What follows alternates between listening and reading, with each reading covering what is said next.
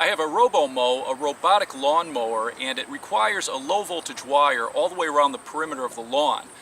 The cable company came out and did some repairs and they accidentally cut through my wire, so I'll show you how you can repair it. I cut out the section that's damaged, and now I'm going to take a new length of wire and remove about a ½ an inch of the insulation from both ends of the wire, and I'm going to connect it with a wire connector.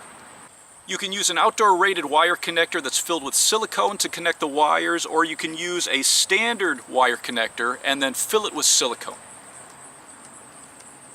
I'm going to use Lexel. It's immediately waterproof and it's very long lasting. The area that I spliced, I'll double up the wire and then I'll hold it down with one of the wire spikes and then extend it and repair it on the other side.